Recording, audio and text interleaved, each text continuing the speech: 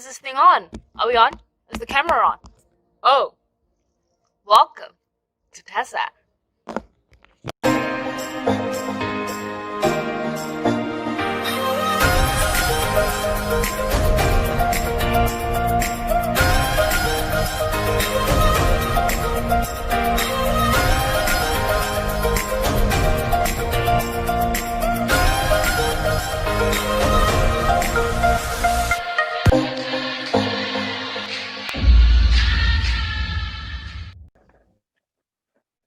It is load shedding, but that is not stopping us from bringing you another hit episode from mytasaonline, ladies and gentlemen.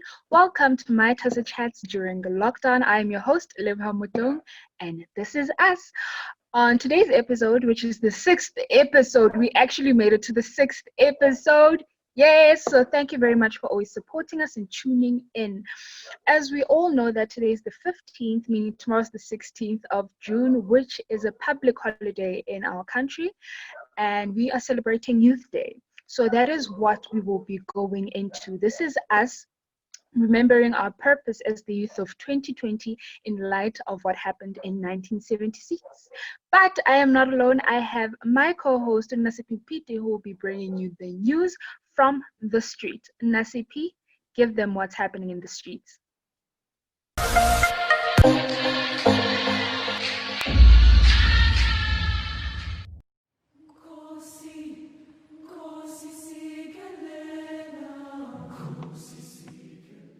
Thank you so much, Lebu.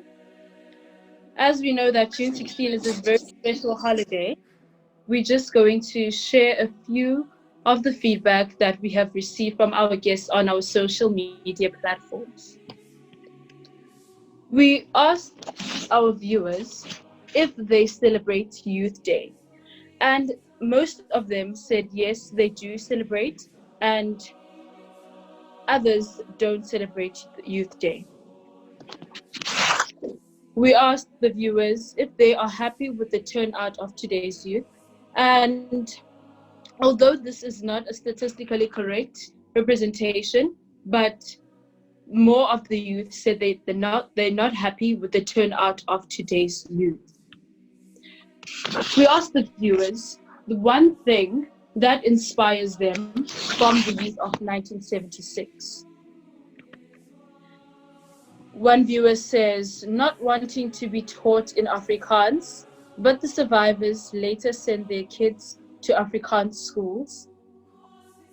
Another viewer says, mental freedom by focusing on that language that today has distorted our indigenous languages.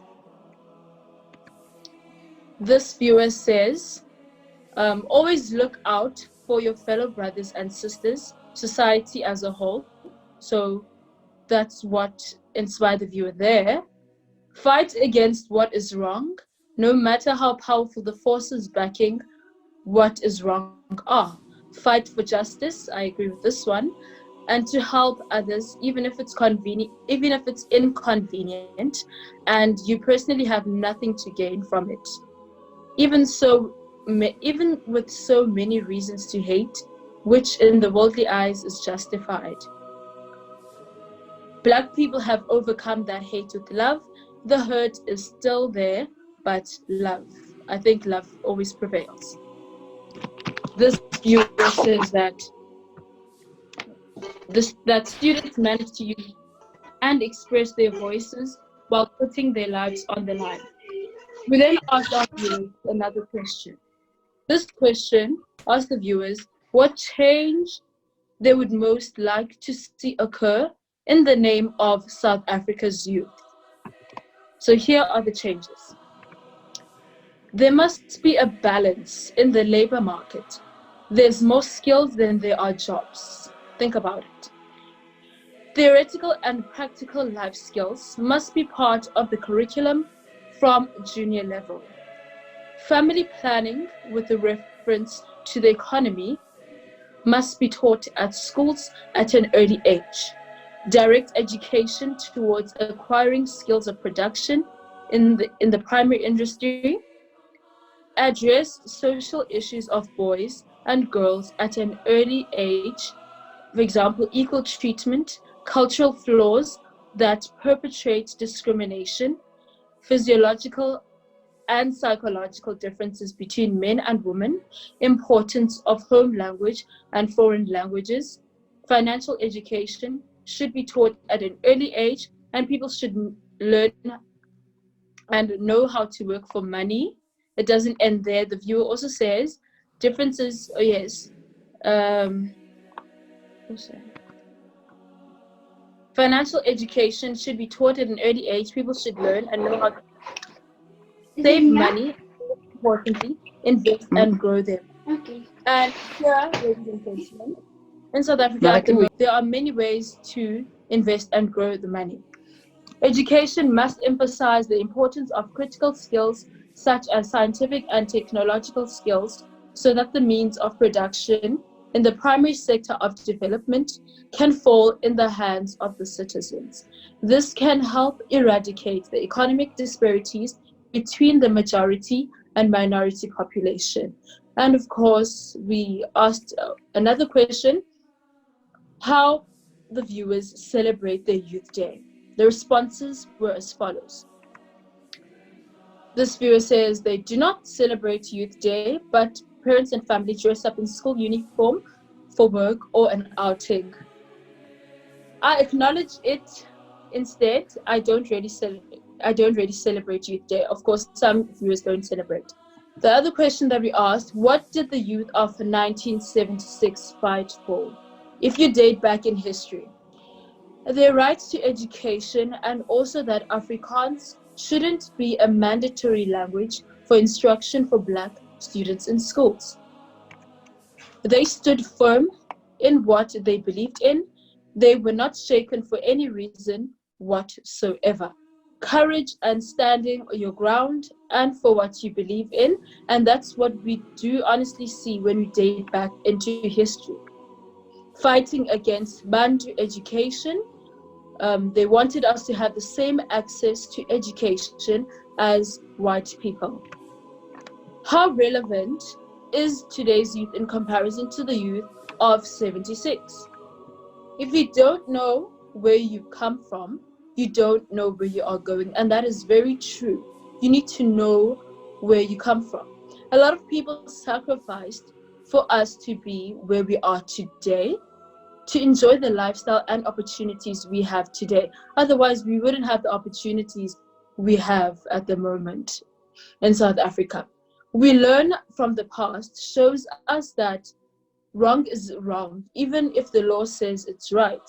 We need to speak for one another and fight for what is right. Youth Day represents love. The Bible says, greater love has no one than this, to lay down one's life for one's friends. That's found in John 15, verse 13. And many people play down their lives for you or me and the whole of South Africa. And obviously that just commemorates each and every freedom fighter that we have in the past. It's relevant for a number of other reasons, but to be outside of the box, it shows every Black child that their loved one, it shows every Black child that they loved, that before they were born, they were loved so much that people or students fought for them to have access to a better life and education system. And this is honestly something we have to be grateful for. For us, I think it's also a reminder to always want the better for society and our own, even if it won't benefit us. And we think we have made it because we have money. Yep. Ubuntu, we live in community and should always help our brothers and sisters. This viewer says, we shouldn't be afraid to stand up and fight for what's not right, even if the law says what's wrong is right. So if there's no justice, there's no peace, and people will not be happy. To pay homage to and commemorate the youth of 1976 for what they fought for, to instill the spirit of oneness in today's youth and inspire change. Happy Youth Day in advance from me. And don't forget to follow us for more exciting questions in the upcoming weeks on the social media platforms, Instagram, TASA_int, likewise for Twitter and on Facebook, 12 Apostle Students Association. With that being said, that is all from me.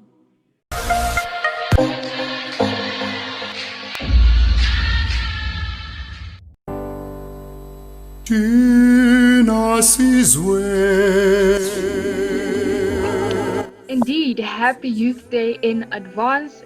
It is very cold. But let's talk about what Youth Day is. It's basically a reflection on the massacre of school children during the Soweto uprising in the 1976. In 1976. Yes.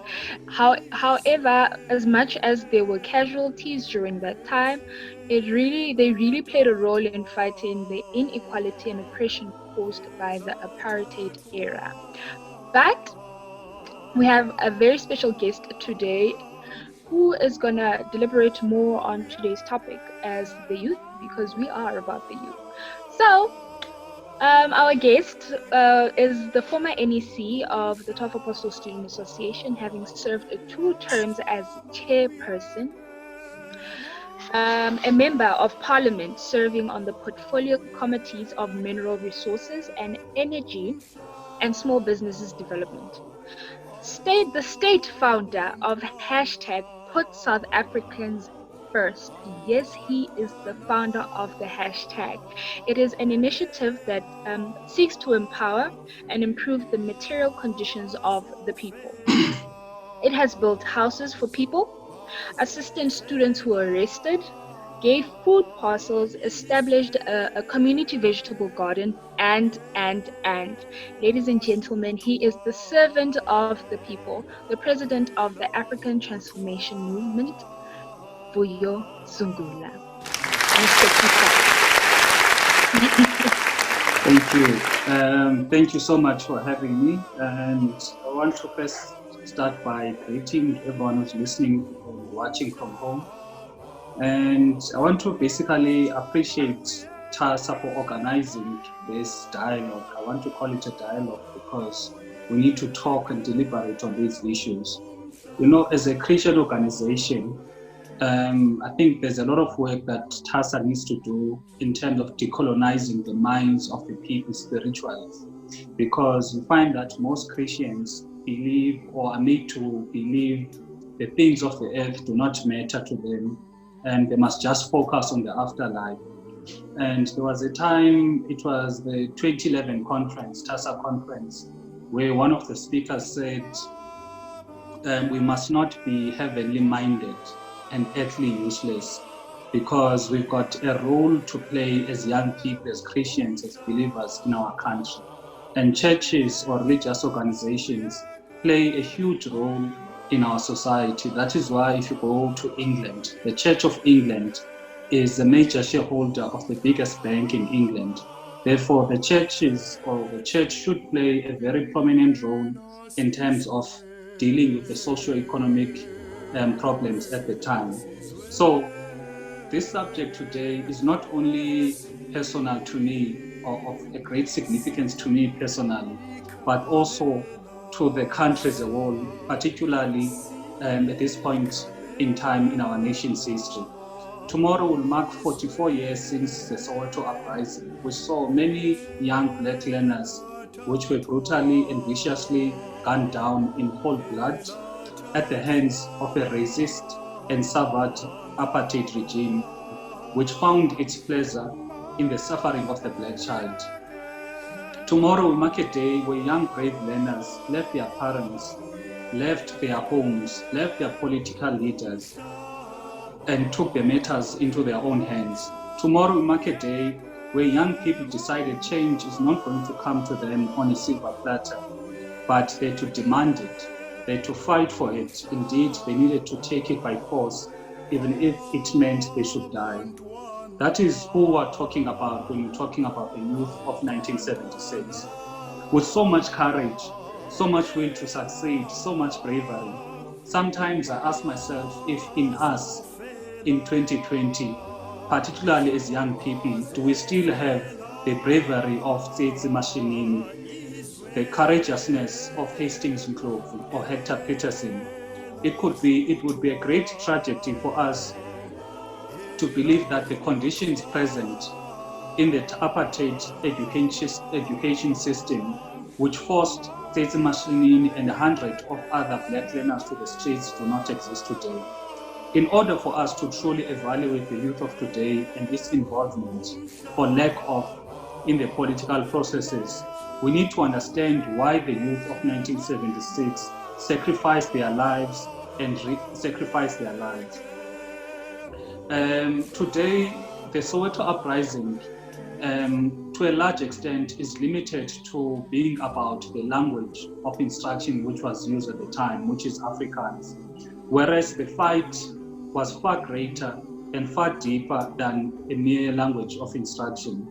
It was a fight against the education system. It was a fight against the unbearable learning conditions that the youth had at the time. They had very limited, in some cases, no study materials at all, no resources to ensure the best learning outcomes. The youth of 1976 grew frustrated at the conditions of their learning environment. There were no doors in the classrooms, leaving them heavily exposed, sometimes broken or no windows at all, while having to deal with the socio-economic conditions outside of the classrooms. History has no blank pages. It cannot be altered nor reconfigured because it's history. That's what it is. Now, the question before us, given the historical context, are those conditions present today or have they disappeared with the apartheid regime? Surely I do not have to remind you or point to you the reality of many young people as well as our children in this day and age. Many public schools today, just like in 1976, have limited or sometimes no basic resources at all. Something as basic as a textbook or even a toilet. How many times have we heard on the news about young learners falling to their death in pit toilets? How many times have we seen schools with no physical walls where learners are subjected to learning under a tree? The truth is some of these unbearable conditions that the youth of 1976 face are present 44 years later and 26 years into democracy. However, it is not only these unbearable conditions in both the basic and higher education that beg the involvement of young people in the political process. In my view, I think having said everything up until this moment, I think you'll pick up that the biggest or the most prominent role that the youth needs to play, it is in the political process, because the youth, firstly, are the biggest majority in terms of the voting population in our country. Secondly, it is the youth that will inherit the country when the old gogos and the old timers who sometimes sleep in parliament when they retire.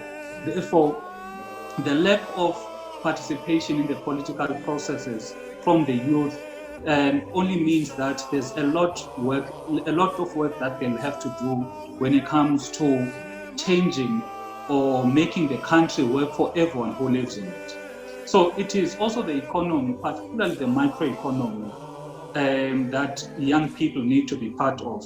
Anyone who knows what the ATM stands for or what I stand for, I've spoken on numerous times about the issue of the microeconomy.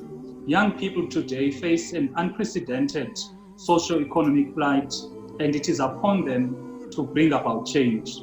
Today, when one looks at the microeconomy, we see a very important sector, one that could bring about a change in the socio-economic conditions of millions of young people. When we talk about the microeconomy, we're talking about the informal economy. We're talking about a cash economy, whereby it is the businesses that are not registered with the CIPC, as well as businesses that are not registered for tax. Now, the benefit of the informal economy, because it's a cash economy, you open a business in the morning, towards the end of the day, you already have something to put on the table for your family. And if you look at its contribution to the GDP, the informal economy contributes close to 400 billion rands per annum to the GDP. So that is an amount that should be in the hands of South Africans. If we're to learn from very progressive countries in Africa, such as Rwanda, it is the most innovative country. That is why from time to time you see innovative means of dealing with the socio-economic problems. For example, in Rwanda, for rural areas whereby it's difficult for the government ambulances to reach, sometimes medicine are taken to those areas via a drone. Who could imagine that in South Africa we don't have anything of that nature, whereby services get to the people via a drone? We are not that innovative as a country. And the reason why it is like that with Rwanda, they sealed off the informal economy to make sure that young people are able to apply their trade in the informal sector, and they are able to grow their skill, they are able to learn how to manage their businesses, so that when they register their businesses, they have the experience of running businesses. Whereas in our country, we find that there is no market for young people. Young people, basically, even if they've got good ideas and they get funding from SEDA, but they do not have a market, because the market, it is overly dominated by suppliers who are not South African. So when we talk about the economy in general in our country, we're talking about an economy that does not reflect South Africa. It does not reflect South Africans. That is why we are saying we need to ring-fence the microeconomy for exclusively the citizens of the country. And we presented this in Parliament to the general public. And I want to speak about it here again today. Other countries, your Ghana, your Nigeria, your Ethiopia, Tanzania, Zimbabwe, many African countries, because in Africa, we've got largely developing economies, and the developing economies are largely informal in nature, because that is because of the years of oppression and colonization that we have to deal with. That is why you find that if you have to go to Ghana, the informal sector, it is patriotically for the citizens of that country.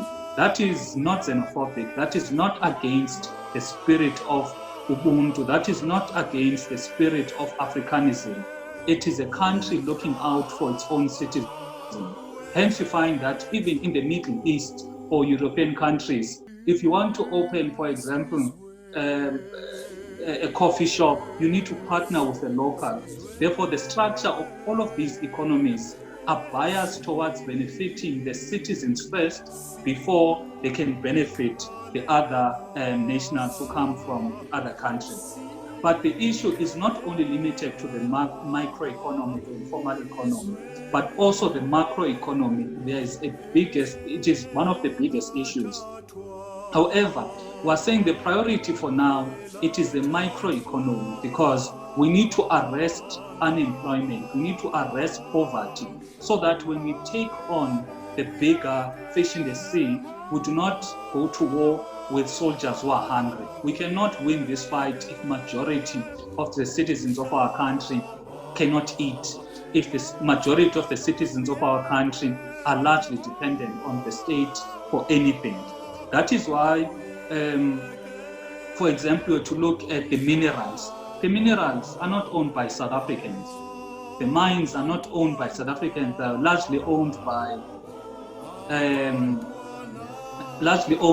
multinational companies who sometimes use means and ways to evade paying tax in the country. Whereas if we were to compare ourselves with the likes of the countries in the Middle East, whereby the mineral resources there, particularly the oil, you do not have to doubt that Saudi Arabia has got a natural resource, which is oil, that is beneficial to everyone in the country. But in our country, we've got so many minerals, but you cannot point out and say this is the benefit of South Africa having gold, having diamonds, having gas. You can't do that, because there is no tangible benefit, because all of those companies are not owned by South Africans. They're owned by largely multinational companies. That is why, for example, the former African Union ambassador to the United States Dr. Arikana, once told a short story about when she visited Kimberley in the Northern Cape. She thought there was a busy international airport nearby because of the number of airplanes in the sky. And she was told, no, actually, these are mineral resources leaving the country, which, again, as I mentioned earlier, all of this begs the participation of young people into the political process. Because if we've got young people that are taking part in the political process, obviously will change things and will have a country that seeks to benefit the people instead of us being mere spectators in our own country. And I want to remind you, it was young people who started agitating the white minority government. It was young people who fought the liberation in Zimbabwe and in Ghana. Malcolm X was a young man when he fought not for his seat on the table, but a table for his people. You know, we need a new character of politicians and young people, because you find that politicians nowadays, they're only obsessed about sitting in the table with sitting in the table with the oppressors, whereas we should be taking the table and giving it back to the people. That is why many of the politicians nowadays, they are board members in some of these companies. They've got shares in some of these companies. Hence, you'll never find them actually advocating for the people or advocating for a change in the system in our country that will benefit the people. They'll make noise in the public to pacify the masses, but behind the scenes, they are enjoying the fruit of owning farms. They're enjoying the fruit of being part of the managerial positions in some of these companies. Therefore, we cannot talk about young people being part of the political process without talking about how. I think the biggest question that needs to be answered today is, what kind of a politician does South Africa deserve, and what kind of a value system that should guide all of the people in the political space, so that we don't have words such as sellouts or people that will go to London or America, make deals there, and you find that they are agents or they are servants of those countries. But we need people that will be servants of the people of our country. And if you're to take note or follow the trends, many parties, when they are started, or many political leaders, the first point of departure is that they go to your London, they go to your America, they make all of those deals there. Now, we need a party, or we need leaders that will actually go to Mgumbundlovu, go to Emarikana, go to Elipalale, go to Esiabusa. In other words, go to the people of the country, get the mandate from the people, and go to parliament and deliberate issues representing those people. We do not need two-faced individuals who pacify the masses, but they are in bed with the masters. So that is why when we talk about the young people in 2020, or the role of young people in 2020, the first thing that must come into mind is that young people must participate in the political processes. We need young people to be engaged, because that also speaks to loving your people, loving your country. Because if the youth of 1976 were not loving their country, they couldn't care less about the education system. You know, that is why currently nowadays, you find that because of the capitalist nature in which we find ourselves in, a lot of people are so obsessed with them getting richer, them getting out of poverty. But we really find people who want to change things for all of the citizens. We have people that are fine when they make it in life, but they do not invest, they do not dedicate their time in terms of making sure that the entire country gets to change around. And we have a country that would make Ostatu Steve Biko to be proud to say, this is what we fought for. A country whereby Otato Robert Sobukwe or R. Tambo can say, Omamu Winnie Mandela can say, this is what we fought for. Currently, that can never be a reality if young people are not engaged in the political process.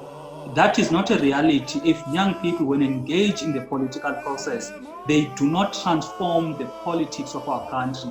They conform into the politics. Because if young people conform into the politics of our country, we'll see what we've been seeing in the past 26 years. What has been the reality in the past 26 years? Inequality has increased. Unemployment has increased. Poverty has increased. As we speak currently now, before the lockdown, the unemployment was sitting at 30%. It was anticipated that in about July, August, it will be 50%. But the stats currently are saying the young people, the unemployment with the youth, it is sitting at 63.4%. Now that should inspire people to say this cannot go on any further. We need to stand up and we need to bring about change so that when we leave this world, when we leave this country, the children that we have can be inspired to say, our great-grandfathers, your Steve Biko's, your Robert Sobokwes, fought for us to live in a free country. But the current generation, which is the young people of 2020, did something to make sure that the mineral resources of our country benefit South Africans. In fact, the generation of today needs to start by making sure that the constitution of our country is a constitution whereby it is reflective of our Africanness. We've got a Eurocentric constitution. We've got a constitution that does not come as a result of the engagement of the people. And as long as we've got such a constitution in the country, there can never be justice. That is why you find that majority of those who find themselves in prison are basically black people who at times were unaware of the law, because we cannot judge people according to the Roman Dutch law, of which they do not know, whereas they've got their own customary law, which they should be judged by. You know, in a country, you cannot use a law that is foreign to the culture of the people.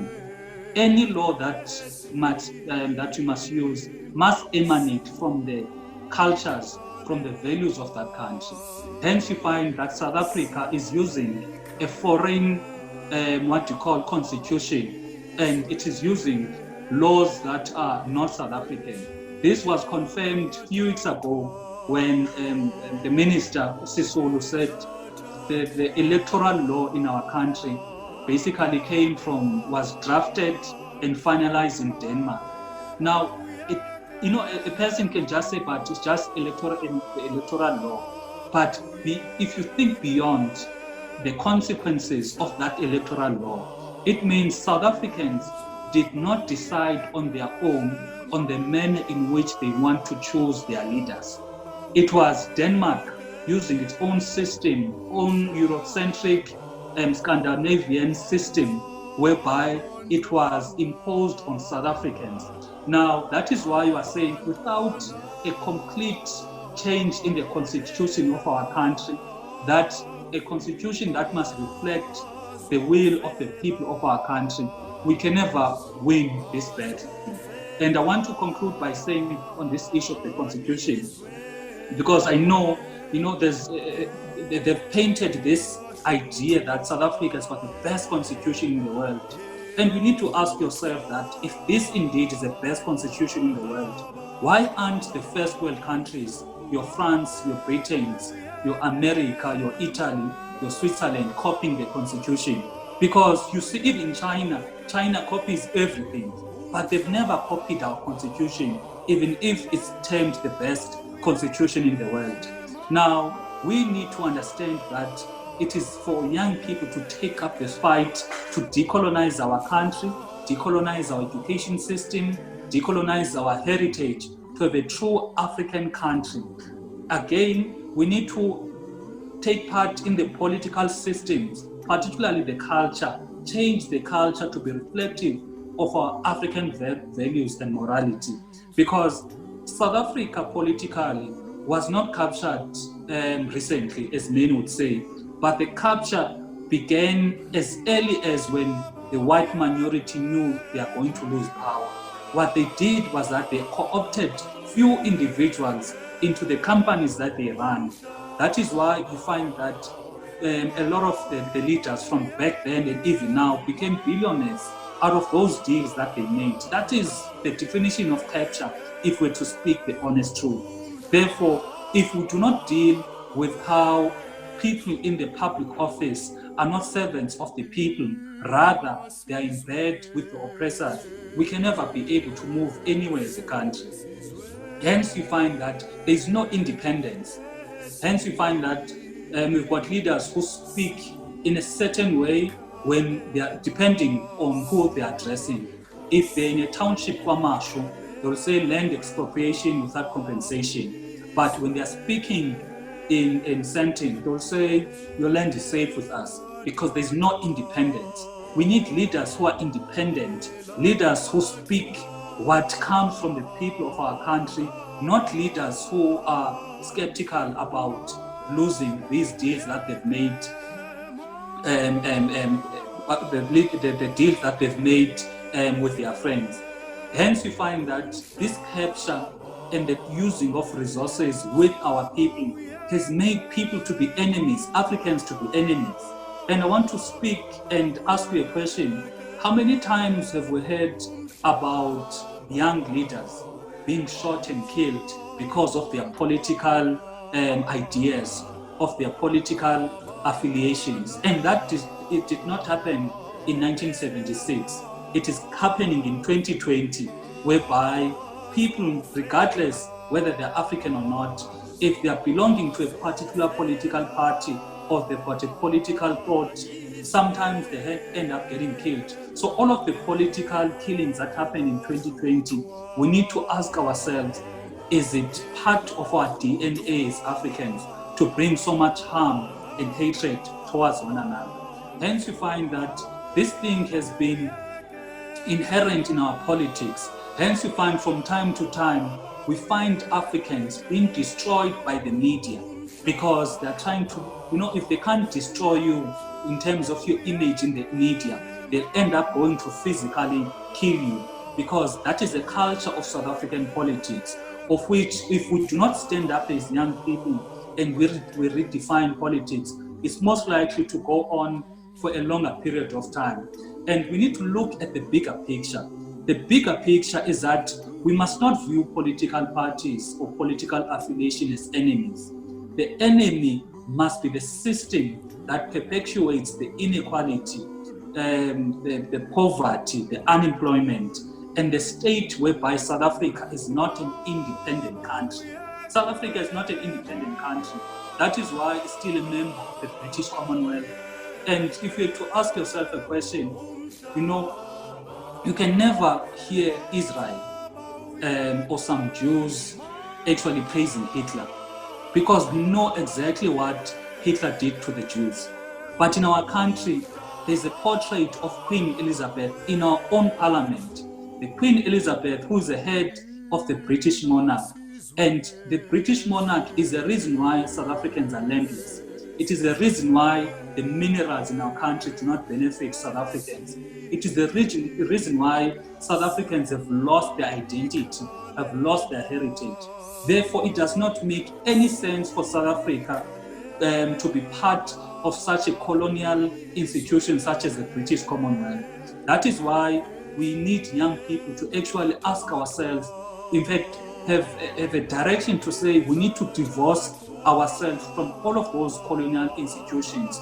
Just like we want countries that were colonized by the French to actually leave to divorce from themselves from the Francophone. We need to do the same thing by divorcing ourselves from the British Commonwealth. We need the resources of our country to benefit our people. We need, in the next few years, to have black banks whereby, it's no longer limited to what you call FNB or Standard Bank, but we need a Thandokazi Nyangiwe bank. We need a Siko Seyamo bank. We need, and pharmaceutical companies, construction companies that have been started by young black people, because we need a country, particularly economically, that depicts the kind of the country, depicts the demographics of the country. It cannot be that 80% of the population in our country is black, is African, but if you look at the dominance of the economy, you rarely find Africans there. So hence we need to have that drive to make sure that we deal with these issues.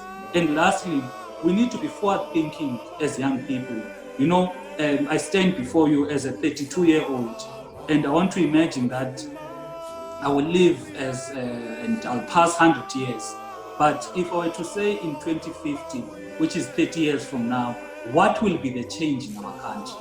And that is the question that we need to ask ourselves. What will make South Africa be different in 2050, regardless how old are you going to be at the time?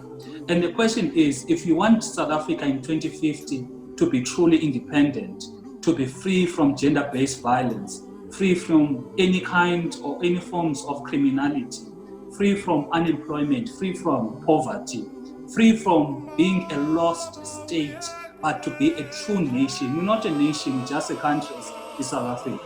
If we have that in mind, then we need to go back and say, what do we need to do now in order for us to reach where we want to get to be? And I want to leave you by the words the former president of the USA, Barack Obama, when he said, if not you, then who?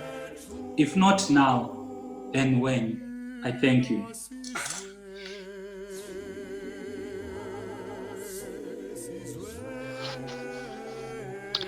If not you, then who? If not now, then when? Thank you very much to our guest, Zungula.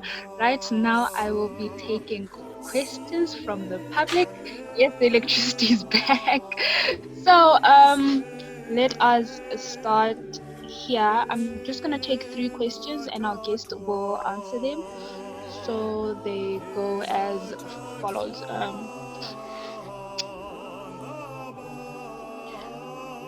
Seventh President, you are speaking about microeconomy being developed. What can an individual pursue to support or develop such agenda? Do you think the youth has been taught enough to understand where this country comes from and how those that fought for liberation have done to usher this democracy we are enjoying these days?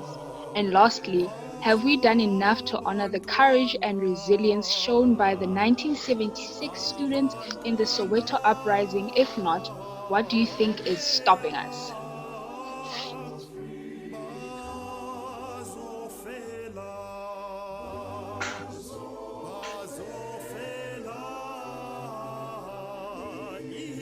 Those are our 3 questions that our guest will be taking for now. Okay, thank you. To support the agenda of making South Africans be active participants in the economy, the first thing, we need to buy local. Again, we need to buy black, and we must not be apologetic about that. I want to remind you of a time whereby there was a racist incident which happened in one of the Spurs, a Spur restaurant around Pretoria. Now, when the management took action and actually spoke in a manner that offended the Afrikaner population in Pretoria, they took a decision to say, we're not going to buy or support that spell. And within 1 or 2 weeks, that manager from that particular restaurant came back and apologized because the Afrikaners used their buying power to benefit benefit themselves. Therefore, there is no way in which we want our economy to be in the hands of South Africans, particularly black South Africans, if we're not conscientized about buying local and buying black. There's something that we need to learn from the Jews in our country. They know their buying power. That is why you never find any Jew protesting for a job, any Jew walking or standing in the corner street saying they've got this particular qualification, they want a job, because they buy from one another. Hence, you find that one of the biggest cries that we have as a country is that we do not support one another. We'd rather buy your Gucci's, all of these expensive labels from overseas. We buy from from the spares that are owned by Afrikaners, but we really support the ladies that are there selling fruit and vegetables in the streets. We really support the businesses that are there in the informal economy, quotas, all of our companies. So if there's one thing that a person can do just by himself as an individual, is to be conscious to say, I'm going to unapologetically buy black. If it happens that, for example, you want to buy a car and there is no black-owned dealership, the best you can do is that when you find that black dealership, that is there, even if it's white-owned, ask to have a black salesman, because here what we are trying to do is to develop black people as much as possible. The youth are not taught well enough. That is why if you speak about 1976, the first words that will come into our minds, it is Afrikaans, whereas it was beyond Afrikaans. Like I said earlier, it was the environment that was persistent at the time. Hence you find that even now, we still have schools which are sometimes even much worse than what we had 44 years ago. Therefore, there needs to be a decolonization of our curriculum in the schools, so that young people know potentially the country. In terms of honoring, the country has not really honored our people enough. That is why you find that in our country we still have statues of former oppressors. I've never seen a statue or a monument of Hastings Ndlovu. Hence you find that there's statues or monuments of P.W. Botha, Mahatma Gandhi, as racist as he was, but the people that actually fought for what we have, we don't have such things. So we need to have a new generation of leaders or young people who say our hero is Sethi Mashinini, therefore there must be something done to honor him, even if it is an airport named after him or a street named after him. But we need to speak more about our role models, our heroes that did not sell out. Thank you.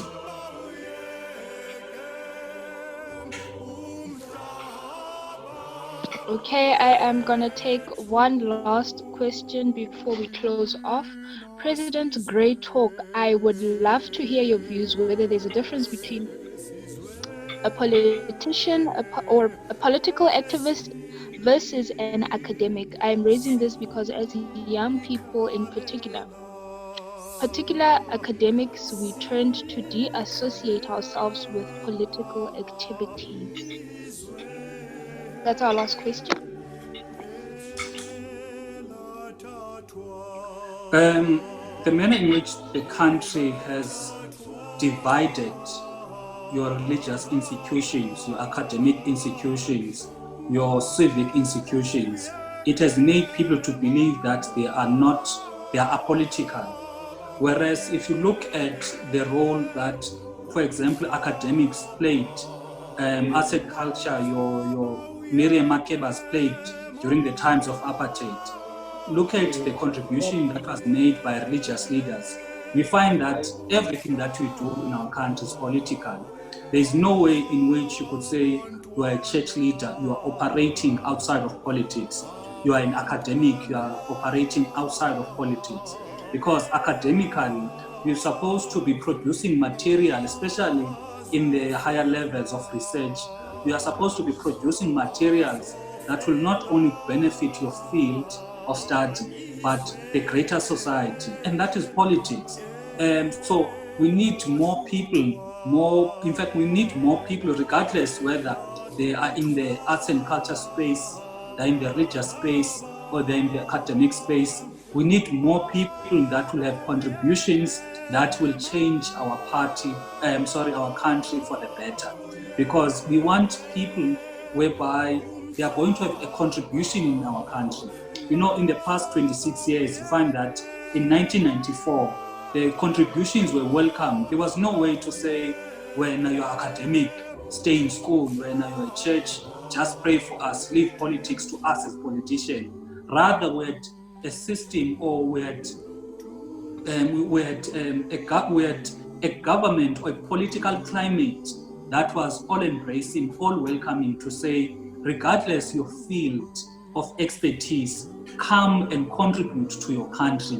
If you play sports, contribute as much as possible to develop sports so that you are able to have a myriad of young people that are part of the sporting fraternity in our country. That is developing the country. Similar with academics, we need to have academics who are saying we've got an education system that is failing our country in these levels. Therefore, this is what needs to be done. We need academics who influence the government, influence politicians on the type of policies that need to be in place to benefit or grow our country in terms of our education system. Therefore, in a nutshell, what I want to say is that we need to be involved in politics. One way or the other, it's either we join full-time political parties or we write to political parties to influence how they think, how they should approach things. That is how it should be. I've been a member of ATM for 2 years, and in that 2 years, you find that majority of the views I'm articulating now, it is views that have been lobbied by ordinary citizens who are saying, we've seen the issue of the microeconomy or the informal economy. This is the research that we've done. This is how we think it can best benefit the people. And now I speak about it as if it is something God blessed me with, or anointed me with from the time I was born, because I got to understand what is meant by the microeconomy. So you can imagine people coming from various spheres of life, influencing politicians on the type of issues or the policies that need to be put forward so that the country can best develop. Thank you. Thank you very much, our servant of the people, the president of the ATM, or President Zungula. This was very insightful because I, for one, didn't even realize it's been 44 years. So, based on the stats that we gathered from the street, we learned Ukuba, people don't celebrate Youth Day anymore. They find no relevance in us celebrating the day as a country. It's just a normal day to them. So, but I believe the president has given you enough information to why we still need to celebrate and actually properly honor the day and everything that took part that time, because it was beyond fighting for Afrikaans. As everyone keeps saying, Afrikaans. When you think of 1976, you think, oh, Afrikaans education. But it goes beyond that. So as the youth, we are the leaders, and we need to start believing in that, because we are the future of our country.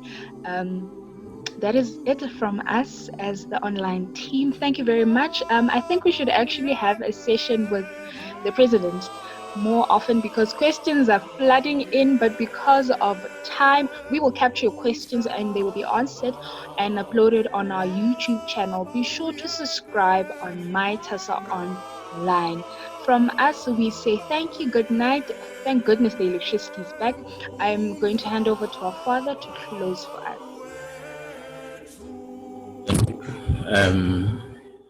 Seven President, for the beautiful presentation. Without wasting more time, let us close our service for today. Inkosi inigcine, Inkosi inibusise. Mayenze ubuso bayo bukhanye phezu kwenu, inigcine nide nizuze ubomi obungaphakade. Baba ufefele Nkosi yethu Yesu Kristu, uthando nobudlelwano babangcwele bungahamba nani ngokunje kude naphakade. Amen.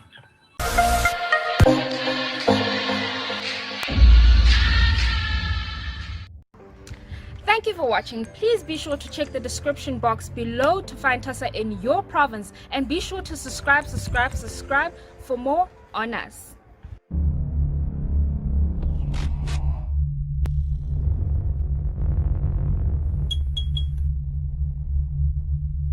For any more suggestions or comments or anything, please contact us on mytasaonline.